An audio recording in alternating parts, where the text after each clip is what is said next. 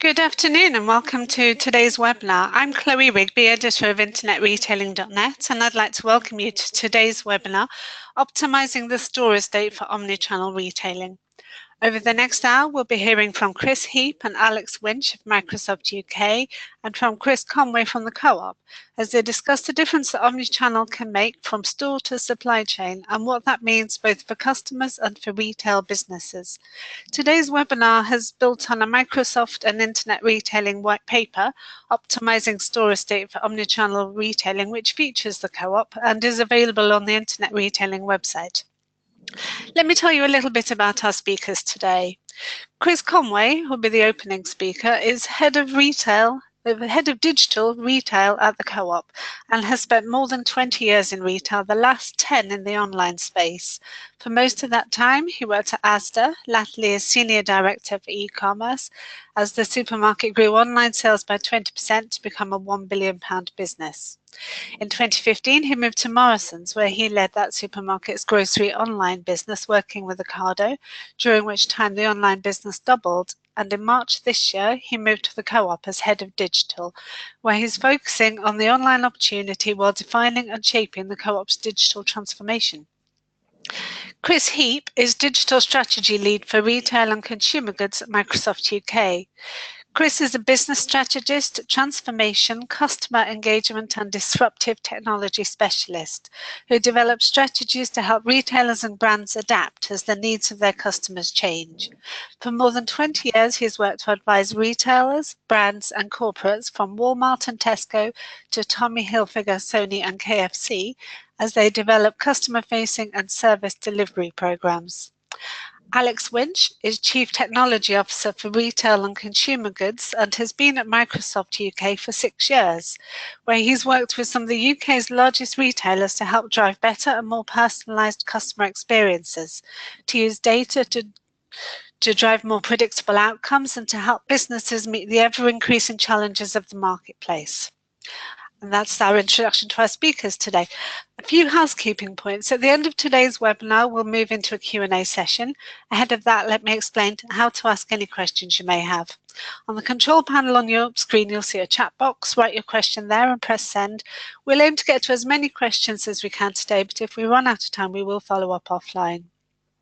The session's recorded, so I'd remind you that after the webinar finishes, we'll be sending out an email with a link so that you can watch it again whenever it's convenient for you.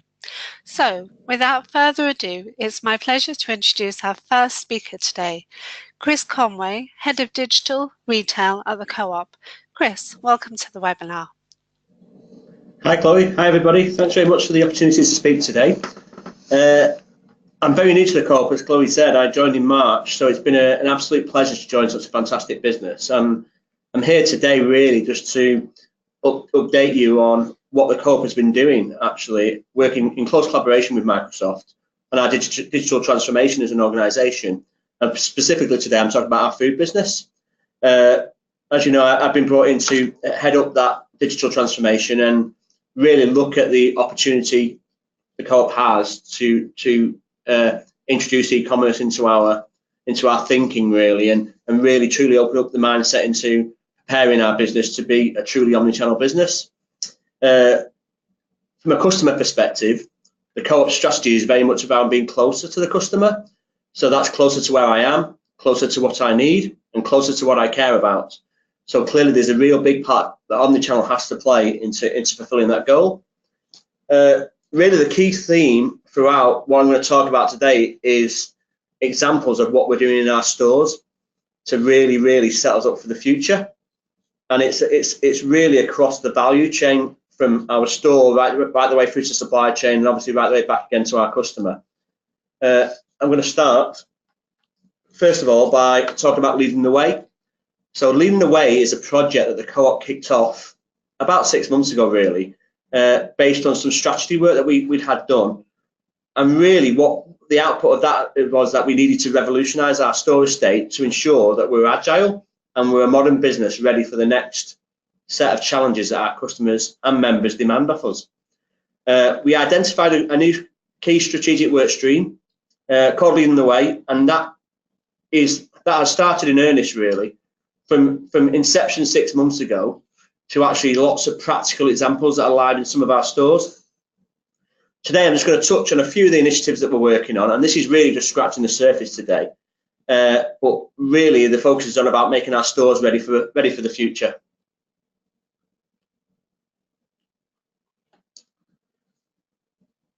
When we started the Leading the Way project, we really split our thinking into 4 different areas, and hence that's why I talked about it spanning the whole breadth of omnichannel, from supply chain right the way through store and through to customer. We nicknamed these 4 areas: receive, present, sell, and legacy. And I'll start by talking about receive. So receive is pretty much as it says on the tin, really. It is about how we receive the goods into store. And I'm not going to touch on today about the logistical improvements that we're doing, but we are doing those in conjunction with the store improvements.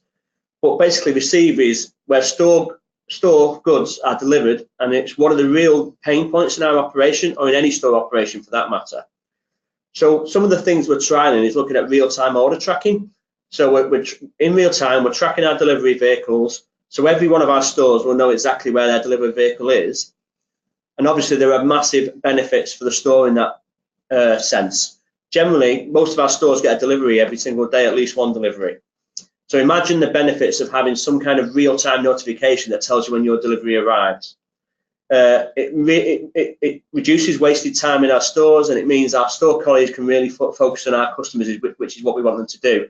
And obviously they're there to receive the delivery when it arrives. That's in trial at the moment. It's working really well, and we're very pleased with the early stages of that trial. As part of the same trial, really, also we're giving stores advanced notification of what their delivery consists of. Historically, they would wait for the delivery to arrive, open the back door, and see how many pallets or comps were on there ready for their store. So they had no idea how long it was going to take them to decant the order and put it away. Now we're trialing with some stores where actually they get a notification that say, actually, you've got 2 pallets today, or you've got 3 pallets today. This really helps them to prepare for the day and really understand how long it's going to take them and what steps they need to take in the day. And that really helps them plan their day out, and I'll talk a bit more about that later on. But it was a real pain point for our colleagues, and that really helps them. Another thing that we are in the very early stages of trialing is face recognition technology. And this actually is quite a clever piece of technology, where we can program cameras at our back door of our stores to recognize the delivery driver when they arrive. So if we've got regular delivery drivers, or we've been informed that a particular driver driving a particular vehicle on the day, actually we'll know what driver to expect.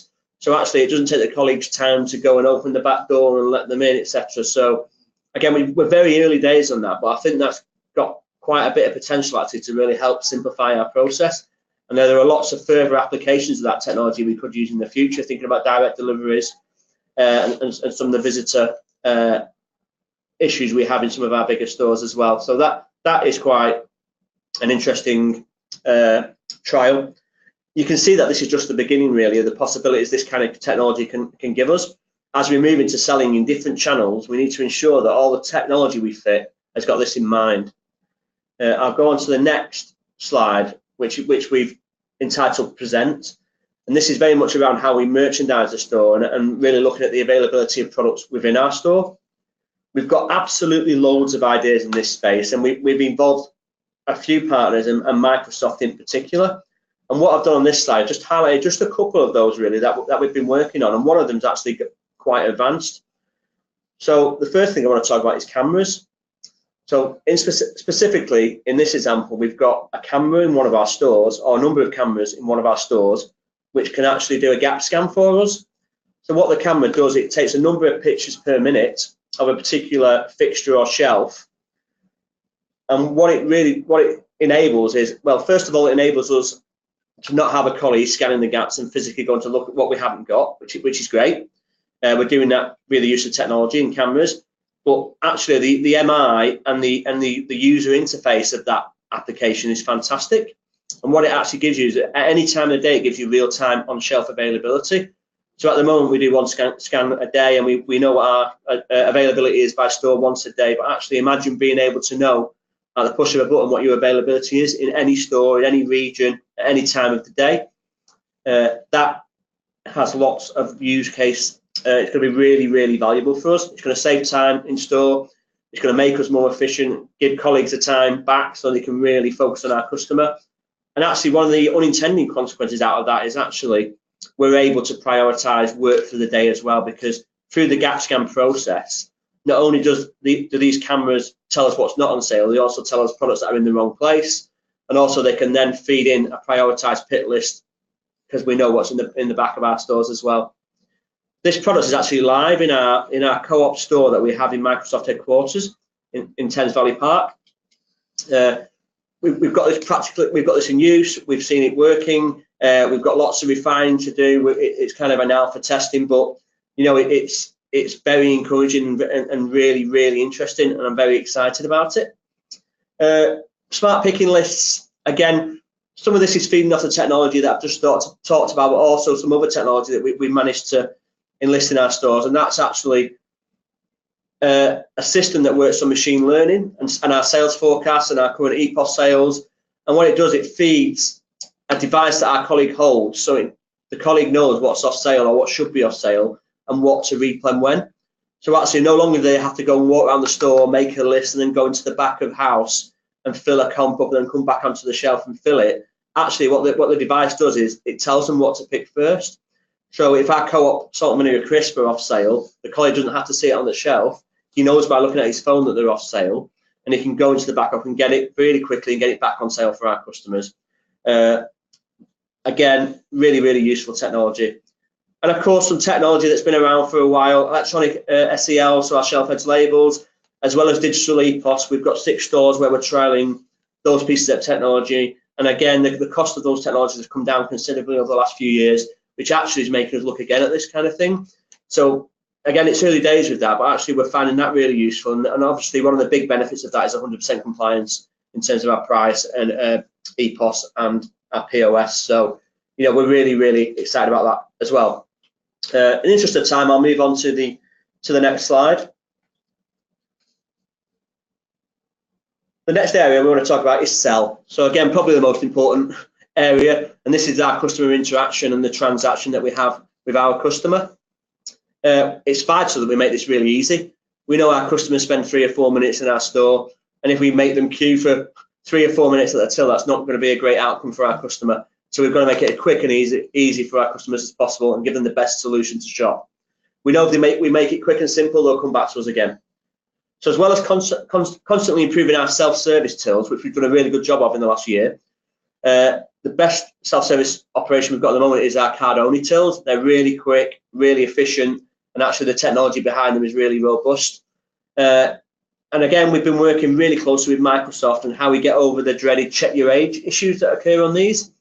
So I'm sure we've all been there when we found a self-service till unmanned, we managed to scan all our shopping and we're ready to leave the door, and actually you've got a red light flashing on the top of your self-service till because you're trying to buy a bottle of wine for this evening's meal.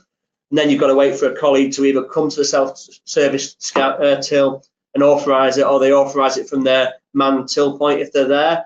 So we really recognize this is a pain point for our customers. And again, in our concept store, in our actual store in Microsoft headquarters, we're actually trialing this technology where we've got facial recognition on our self-service tills. And what it does is you can set it at any age. And the one we've got in Microsoft, actually, we've set at the age of 30.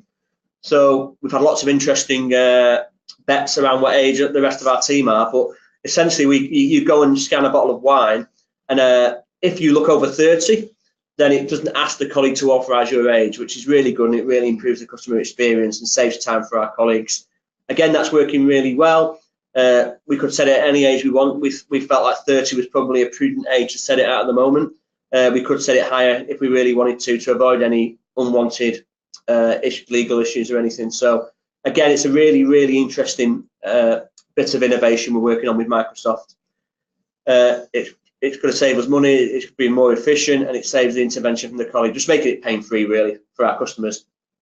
As you'd expect, we're also trialling Scan As You Go devices that you see in a lot of supermarkets.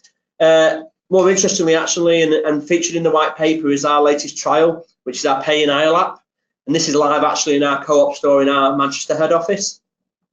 So what we've invited our colleagues who are based in our head office to do is download the Pay Now app, the Co-op app, and what they can do, they can shop our full store within our head office, and rather than going to the till as normal, as they scan it and they put it into their bag as they go on the store, it's automatically e-post. Again, it's early days. We're getting lots of interaction, lots of feedback from our colleagues internally, and we really hope to make that customer facing this year. It enables customers to simply scan the products that they shop and they can leave the store without visiting any till point, which is really interesting. As you can imagine, what's vitally important with all this is our EPOS system and the ability to plug in a number of ways for customers to shop and pay. We're really focused on how they want to shop, whether that's the traditional way in store or digitally through the apps or through the web. We're working hard to ensure we have the EPOS system that's fit for purpose and is going to be agile enough to cope with anything that we can throw at it in the future. That's a real big focus for us. I'll move on to the next slide, which we've called legacy, but you could call it a number of things. And this really refers to the old systems and predominantly the old back office systems that are in a lot of our stores, and a lot of other people's stores as well. We know these are cumbersome, they can take time, and anything that means that any one of our colleagues has got to go into the back office and sit at a computer and do a task is not great for our customers. So, of course, we'd like to minimise the time our colleagues spend in the back, and we want to maximise the time they spend on the shop floor serving our customers. We're doing a massive amount of work in our stores to really set us up for the future in this. I just thought I'd highlight here just two simple things that we think are simple things that we think we're doing that are really making a difference for our colleagues. The first thing we've done is we've started the How Do I application. And effectively for years, what's happened is whenever there's been a technology failure or a customer's come in and they've asked a customer to do, a colleague to do something for them, and the colleague's not known exactly what to do or the process to do things, and there's no one else there to ask. Historically, they'd have to ring our call centre, speak to one of our head office colleagues, and they would talk them through how to do something or the process of how to do something. We've now got an application that's live on mobile devices where actually a colleague can ask the question, how do I scan a credit card? How do I load a gift card, for example? There are lots more detailed questions around how I book a holiday, what days do I get paid, things like that. This How Do I application is fantastic. It really saves time, it's instantaneous, and it means that the customer isn't waiting while our colleague finds out the answer to something that's relatively straightforward. We've really speeded up responses on this. We're refining the answers all the time, and these are improving all the time. The colleague feedback for this is fantastic, and we've got it in a number of our large stores, quite a small number of our large stores now. And what we've found is it's really, not only is it saving the colleagues time in store, it's saving central colleagues time being on the phone. We had hundreds of hours a week where we were on the phone to our thousands of stores, so it's really saving everyone time and effort, which is fantastic. Again, we want to roll that out this year to all our stores. The second thing I wanted to talk about was an application we call Task Manager. And this is very much as it says on the tin. This is a to-do list. So we've got lots of different colleagues in our stores doing lots of different jobs in lots of different places, and different things happen every day. You've already heard our delivery can turn up at any time of the day with different amounts of load on them. We've got different tasks that need doing at specific times of the day. And depending whether you're a store manager or you're another manager in store, whether you're a colleague on the till, you've all got your own specific tasks to do. Historically, these were dished out manually in the form of lists or handover notes. The Task Manager application effectively knows who you are. It's personalised to you and your role. You log on, you say I'm ready for work, and basically it gives you a prioritised list of your day, the tasks you need to do, when you need to do them, and how you need to do them. Again, really useful. It's a personalised to-do list at the moment. What we hope to do is really start to interface all the other things we've talked about today in terms of real time. You can imagine as we innovate this application and we build on the application, you can see how it'd be really useful, particularly in an omnichannel world where potentially we could have orders being placed in real time. We could have people wanting to collect shopping. We could have people wanting deliveries in real time. We could have different direct deliveries or depot deliveries arriving, and the ability to notify this task manager of these tasks are really useful.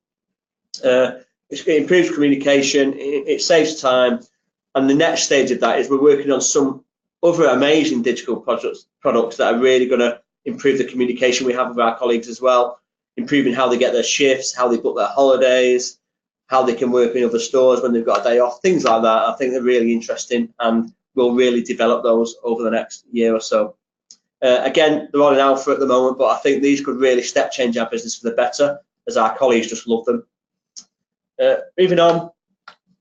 Again, I'll end as I started, really talking about how we're leading the way, and really how we're making sure that our stores are fit for the future. Hopefully what you've heard today is just a touch, really, and a scrape of some of the exciting innovations we're working on at the Co-op. I think what it really illustrates is why omnichannel matters right the way across the value chain, from the store to supply chain, and what it means for our customers and our business. We hope it's going to create a really solid foundation on which we can build our business, so we're really set up for the future of convenience. Thanks for listening to that. I think that sets us up for the next stage of the webinar. Great. Thank you very much, Chris. This is Chris Heap from Microsoft. So what we wanted to do in this next section really is just reflect some of Chris's points, talk a little bit about Microsoft. This isn't a sales conversation, however. This is more about just helping you guys on the call understand really where we can add value and how we can help. Omnichannel is a very broad narrative. It's really pre-store, during store, post-store.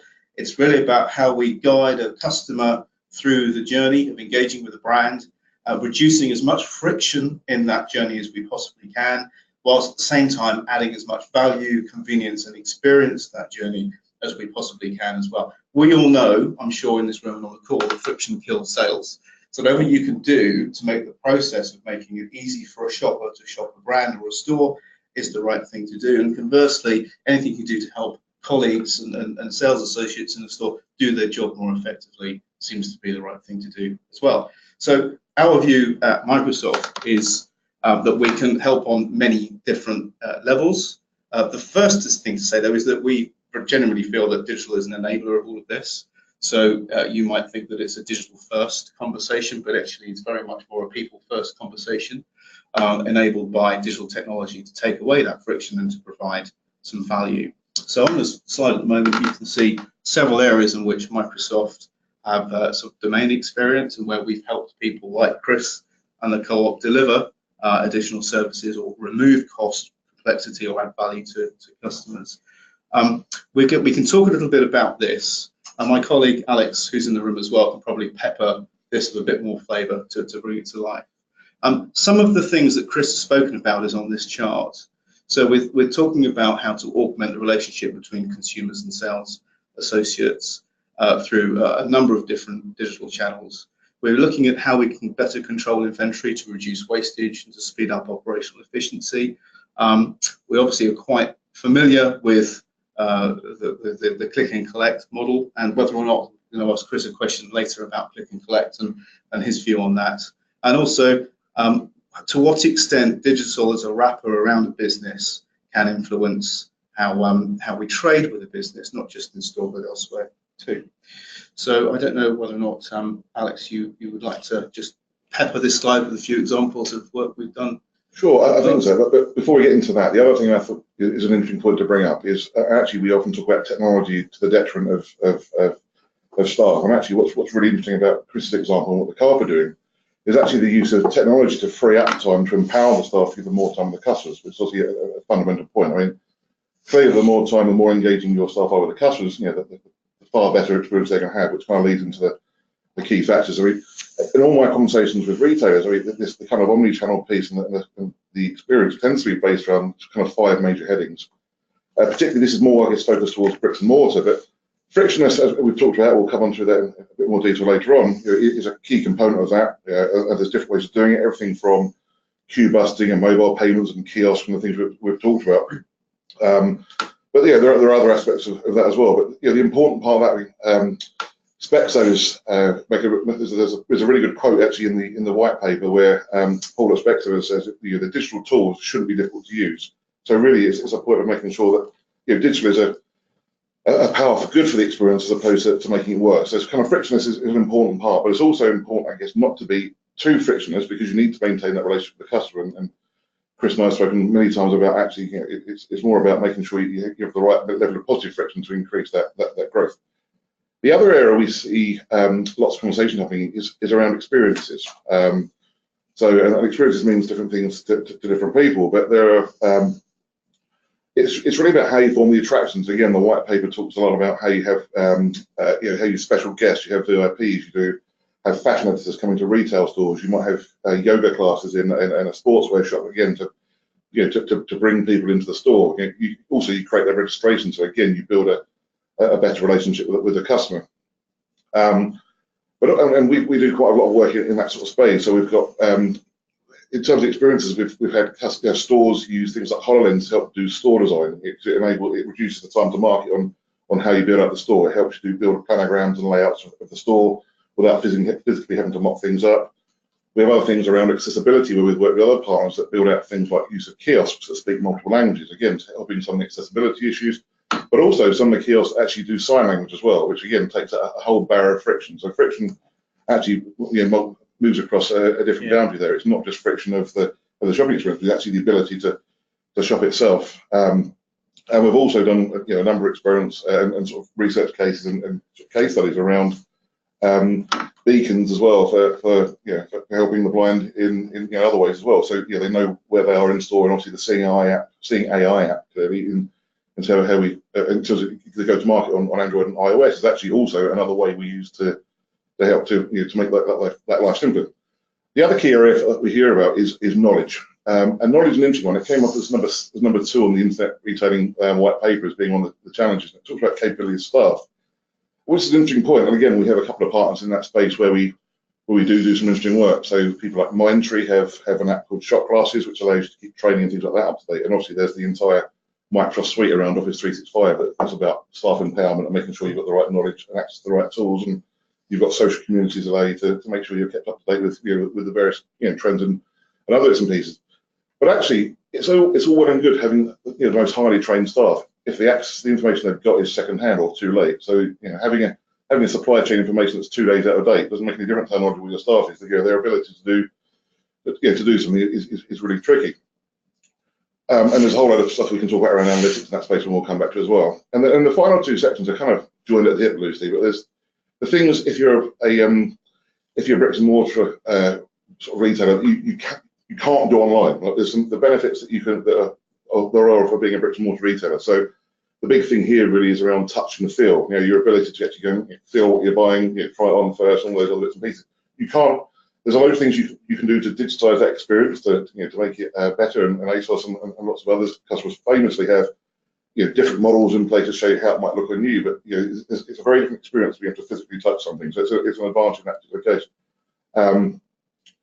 And again, that's also where the yoga classes and the various cookery things that come into. We were talking before the session about Waitrose, for example, having Heston Blumenthal come in to do cookery classes, and again that brings registration, brings interested parties in. But it's one of those things. So whilst you can have webinars and have these experts come and talk about this, there's a certain gravitas towards people coming into stores where they get to meet and get to be part of this environment. It's a really important part.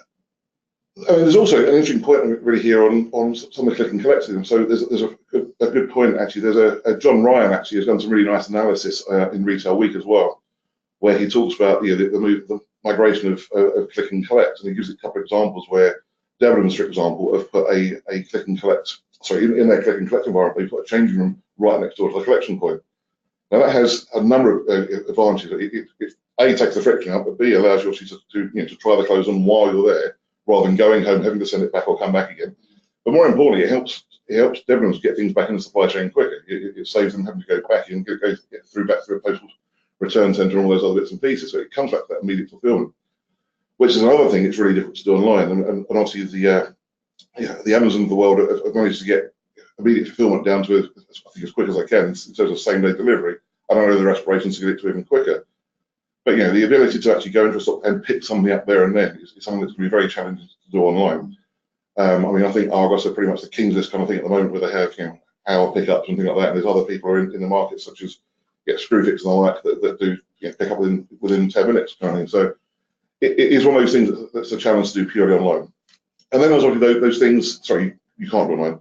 Then those things that the internet retailers and the pure plays do have an advantage on because they've always been doing online around data analytics. But that doesn't mean you can't turn it into a story yourself and make it a very successful experience. And where we've seen things like this happen is around things like subscriptions. So again, we have a partner called MPP that do subscription services that sit on the Microsoft Cloud platform. And what subscriptions really do is they still help drive an access to the store. So people might come into the store to change the subscription or to try on something else or to do something different.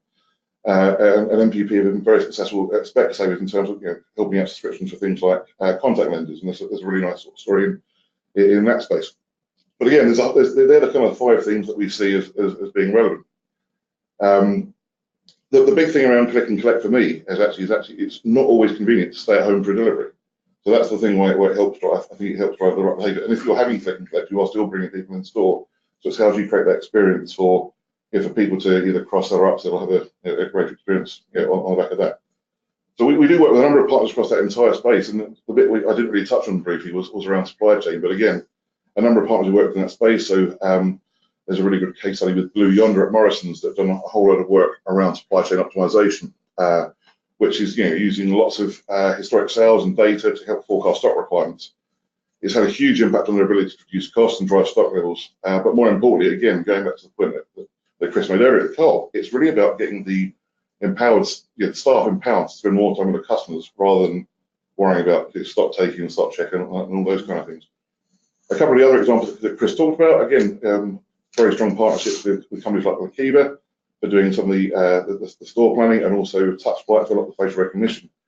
The facial recognition story at co-op was really interesting for me. I remember when we were first talking about that a while ago, and it was the concept that actually somebody has to come off the shop floor at the co-op to let the driver in, to go through the process of, welcome to the store, come into the store and start offloading cages. And there's a whole process there that could be automated. And I think we Microsoft first made that area kind of popular with things like, there's a case study with Microsoft doing some business with Uber around using a selfie to check in so that you knew that the driver that turned up was the right driver for you. And it was a customer safety thing, but also Uber had that as a liability thing. But this ability to say, yes, we know this is driver John on truck 104. We knew he was 5 minutes out, 1 minute out. He's here. He can come straight through the door. He can start offloading cages, and then if you can start talking about other things like RFID, to ship those cages back in the store. And again, you have a full traceability of that supply chain. And again, we have other partners in that space that work on that side. So there's companies like Mojix and Transparency One that do that supply chain optimization with RFID. So on the subject of data, I'd like to ask Chris a question, if I may, which is omni. The definition of omni is to combine. Yeah. So you guys are developing a whole suite of different digital channels that are ostensibly going to collect data. Yeah. Performance data, customer data, all sorts of different things.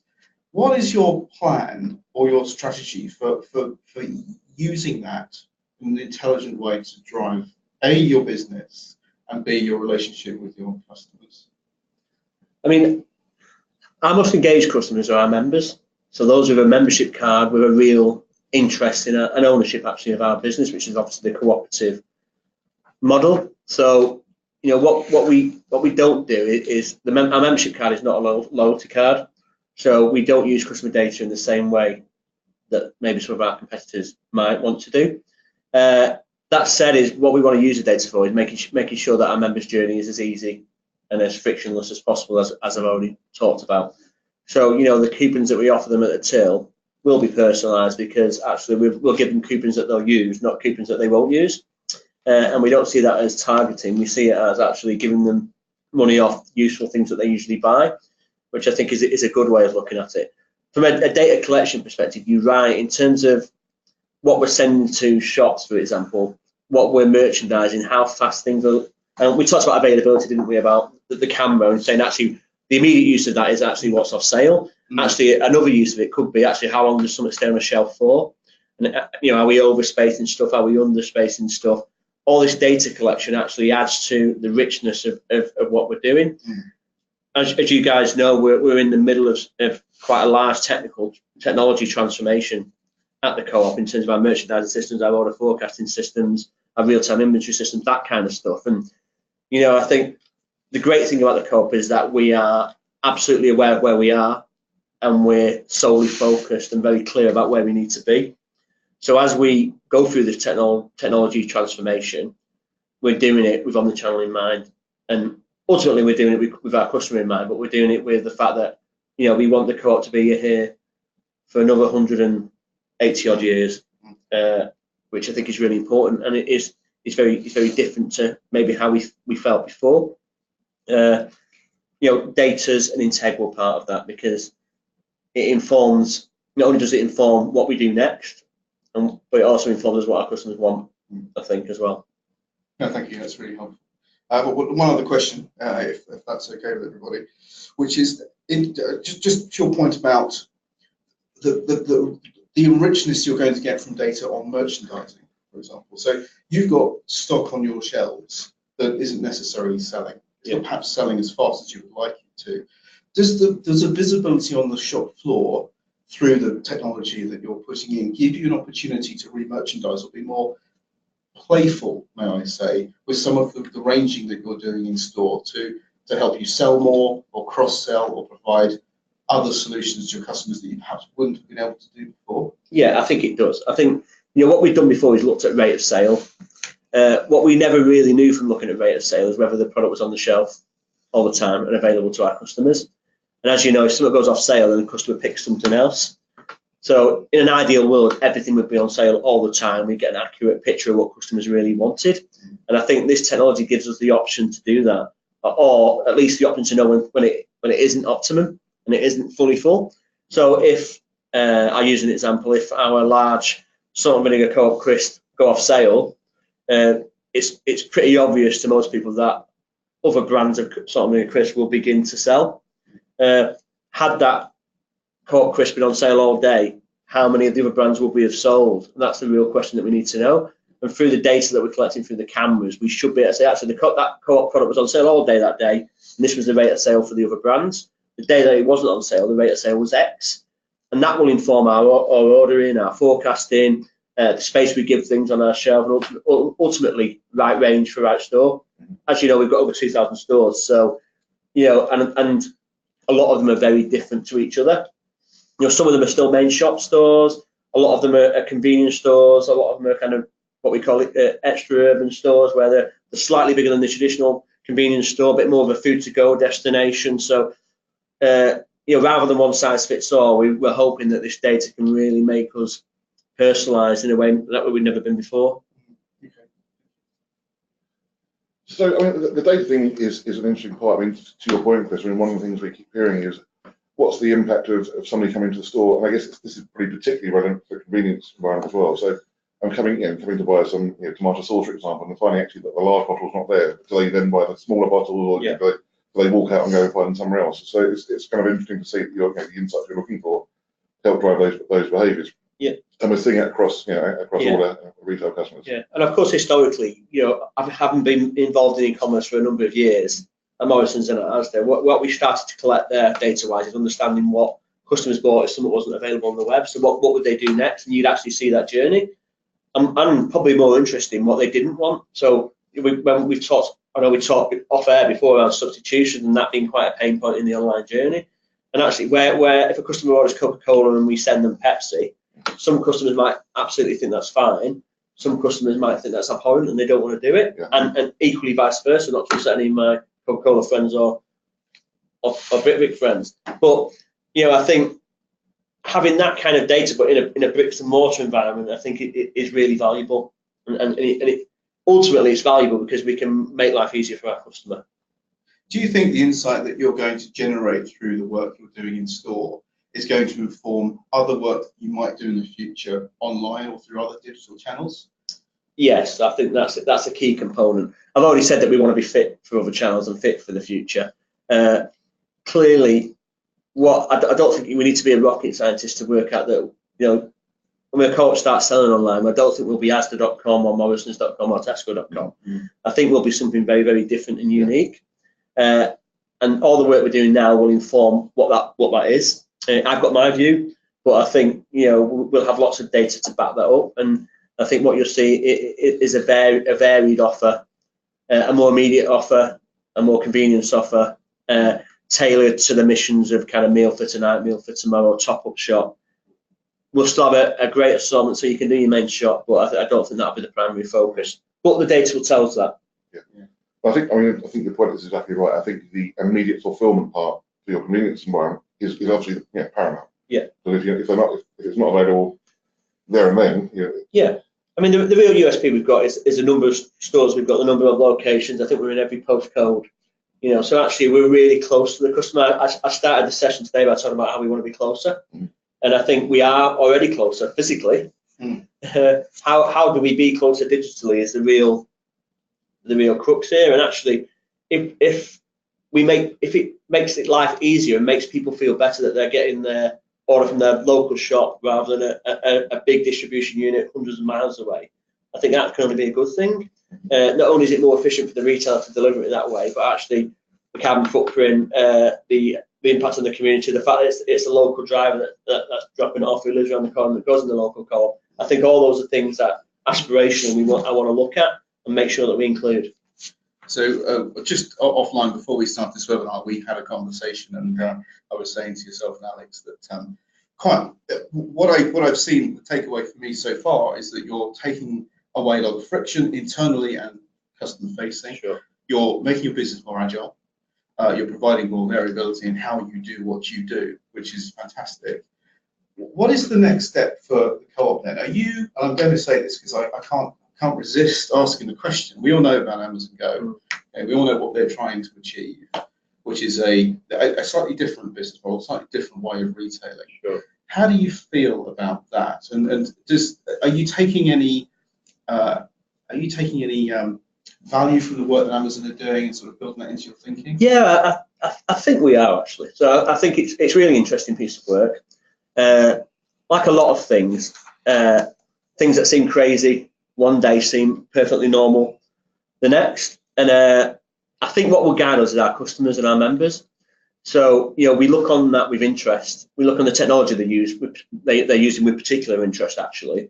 So I think will the co-op be Amazon Go in the future? I'm not so sure about that. But we will keep that in mind. I think the technology used in Amazon Go and how that improves the customer journey and makes it more frictionless and easier for our colleagues and easier for our customers. I think that's important. I think what's very important to our customers, and they tell us all the time, is that human interaction and the fact that we're part of the community and we're doing things for the community. That includes employing people from the local community, getting involved in local causes, doing the litter picks in the local area, that kind of stuff. And that's integral and that's part of us. And I don't think we'll ever lose that. So I'd just like to quote from the white paper here, because it's lovely. It says, Paul Morris, who's the global e-commerce director at Specsavers, said, for a company with legacy, omnichannel is as much about human transformation as anything else. Is that how you guys, the co-op? Yeah, I think, there's technology transformation, isn't there? And there's cultural transformation. And there's a bit about ready, able and willing to change. And you probably heard that term lots, and you spoke to different consultants like I have. And I'm not a consultant in any way, shape or form, but I think there's a lot of truth in that. And I think an organisation has to be ready for change. I think what we've talked about today and what we're doing in the co-op really is making life easier for colleagues. We're making life easier for colleagues because guess what? When we introduce omnichannel and different ways of things, we're adding a bit of complication and there's a bit of change there. So the last thing we want to do is add complication and start changing things when it's already complicated and difficult enough. So actually by making it easier and straightforward and actually designing something that's really easy and straightforward when we do change, I think that's what we're trying to achieve and that's what we're trying to do. Culturally, I think that's really important. I attended the Internet Retailing Conference a couple of weeks ago, the Expo in Birmingham. For those, I'm sure a lot of people on the line were there. And listening to the speaker from Argos, who talked about change champions in store and when they introduced kind of fast track into Argos stores. I thought that was a fantastic presentation and really interesting. And the cultural bit actually really resonated with me because I think that's vitally important. And when we introduce change into 2,000 stores, if that's what we do, I think what's really going to test the test if it works or not is if the colleagues adopt it and run with it. If there's any friction there or there's or they don't want to adopt that change, I think we're destined to failure. So, it's almost more important. I don't say it's much more important, but it's almost much more important than the technology that we have available because you know, I think the test of our latest gadget or our latest app or the click and collect experience that we might adopt. I think what will really make the difference there is our colleagues adopting it, taking it on board, and really giving that great service to our customers that I know they can do. I think it's been interesting actually how you demonstrate that. You are using technology to help solve that problem as Yeah. well. So the ability to use bots, the ability to use knowledge It's a circle, isn't it? to build that knowledge. And actually, we've seen that in a number of retailers where they've become either more efficient at managing the supply chain, they've needed to have less storage space for stock in warehousing. We're aware of certain vendors that retailers that have created essentially classrooms, because retailers changed a lot in the last 30 years, more so in the last 20 years. It's continuing to change really rapidly as well. So building out classrooms to retrain employees, so they become more just focused themselves. And actually, what we're starting to see in particularly North America, but it's not happening here too, is actually some of those retailers actually doing that now for social good, in the sense of actually, can you start offering training to local communities? Absolutely. And obviously, cars based on local communities, kind of a parent thing. Yeah, and I think what we've talked about is, as we free up space in our stores, as we know, the physical space that stores need is shrinking, and as we free up space, what are the right products and services that we offer in our stores? Omnichannel is part of that in terms of collection services. You'll see Amazon lockers in some of our stores, for example. Is that the right use of the space? I don't know. It might be, it might not be. But I think as that space becomes available, what's at the heart of the co-op is our community. Yeah. And I think a percentage of any space we do realise we'd want to use that for the community. We already do. We have lots of community meetings in our staff rooms and our back offices, and how we bring that to the front end of the store, I think, is quite a challenge. But it's one that we've talked about. Could you ever see a time, do you think? I mean, given the fact that you've got electronic shelf-edge labels now, you can quite quickly re-merchandise the store. You can move products around. Now, of course, there's a complication with the commercial arrangements and brands that you talk to. But could you ever see the store being a more fluid place to be, where it can change across the day, for example, depending on who's coming in, who's buying what, and that sort of thing? Yeah, I mean, in my personal opinion, stepping aside from my role at the co-op, I think yes, I can. So I think I've already talked about that every store is different. We've got over 2,000 stores, as I've already mentioned, and a store in Cumbria is very different to a store in the centre of London, and what we sell in that store should be different, and it not necessarily is at the moment. It's a bit different, but not a lot different. So I think what we sell in that store will be different. The next stage of that is actually what we sell in the morning, what we sell in the afternoon, what we sell in the evening, what we sell on a Monday, what we sell on a Saturday. That will be very different in each area as well. So in the future, of course, you'd want to make sure that you maximise the space you've got for that day's trade, or that morning's trade, or that afternoon's trade. Chris, you're taking all that data, I guess, from EPOS health, right? Only from what's happening in the store and what's happening in the community. I mean, what we also see is where some of the retailers, Devon's, for example, I think it's called out in the case study, where they're using online information to help steer that data as well. Yeah. And obviously, Carl's online presence isn't the same, but they're using that to kind of do that. And we haven't got all that data at the moment. We're not using that data at the moment, but aspirationally, we would want to do that. Yeah. Thanks. So we mentioned click and collect earlier, Chris Heap as well, by the way. So and obviously we've got some case studies in the white paper. So we've talked about obviously Waitrose are using click and collect as their process improvement engine. Really, they realise that they're 70% more likely to pick up from a Waitrose than they were from a John Lewis. Argos, I guess you could consider the undisputed kings of the click and collect area in this space for a long time. John Rogers is quoting efficiency levels way above Amazon, which is a nice story.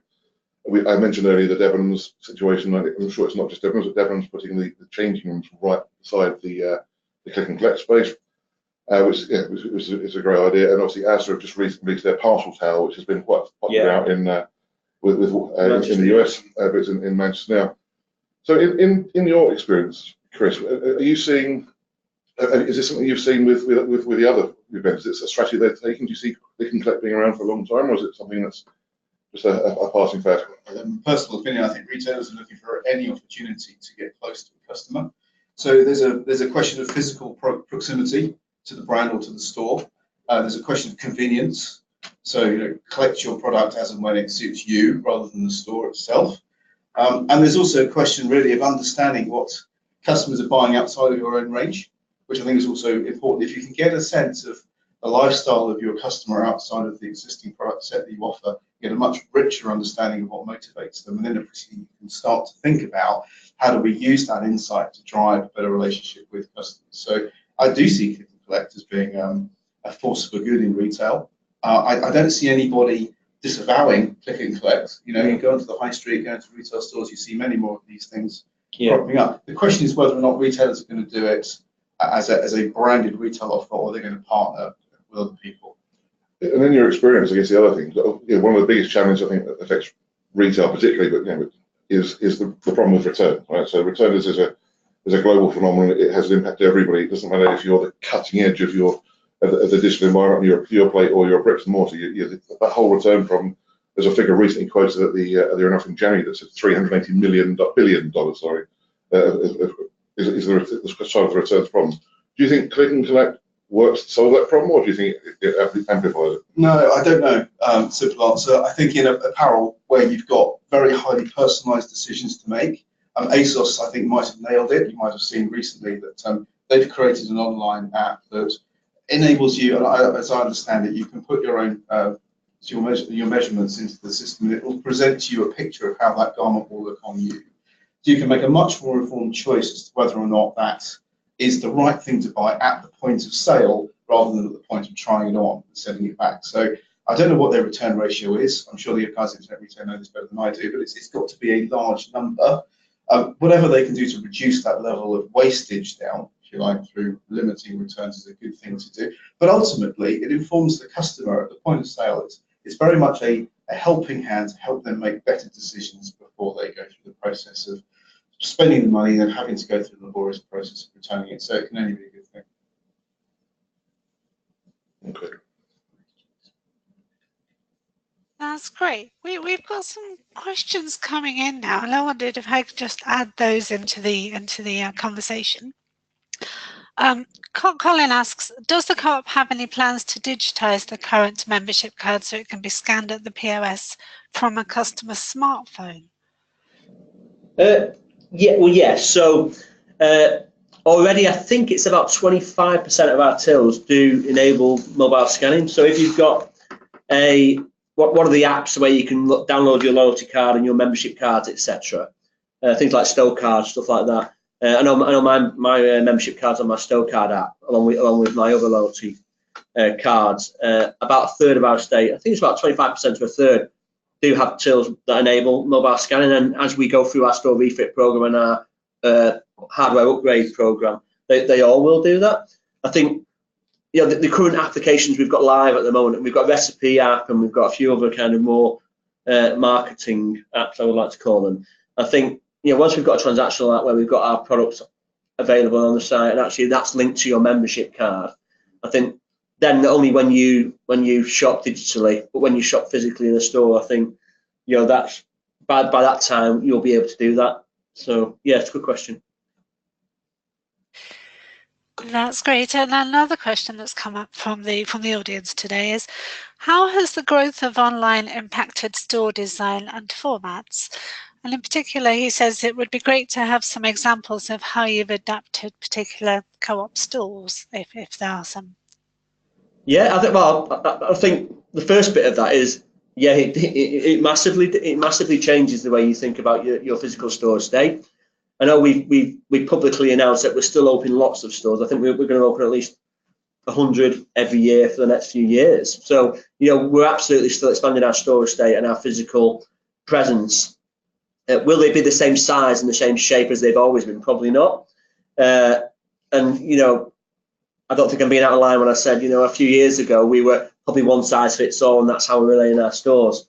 I've already talked about personalising the range in our stores by time of day, by area, regionality, etc. But yeah, absolutely, we'll be personalising the space we need. And if you think about the profitability of stores, just to give you one practical example, because we've got so many stores, obviously we're reviewing the profitability of our stores all the time.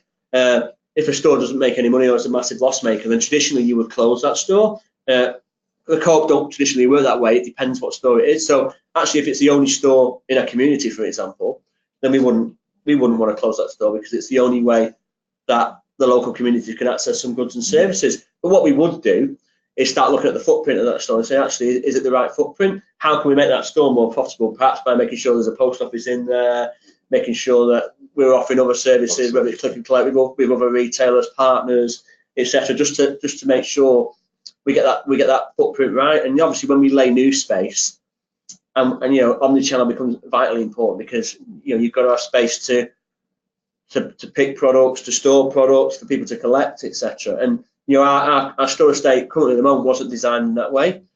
Some of them are really cramped, some of them are fantastic. So yes, it absolutely informs our journey going forward.